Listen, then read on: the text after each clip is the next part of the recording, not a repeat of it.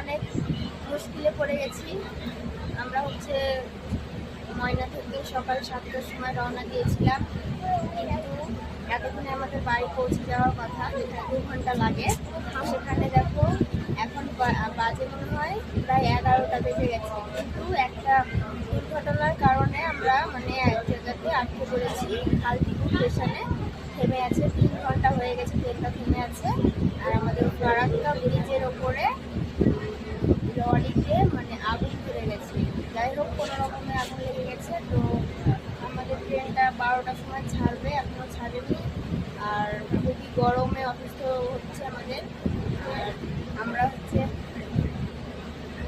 কিছু খাওয়ারও উঠছে না, এত জল নেই, কিছু নেই, সব ব্যবস্থা টোটালি বন্ধ। এমন জায়গায় থেমে আছে, এটা ছোট একটা স্টেশন, সামান্য হয়েছে। তো দেখা যাক কত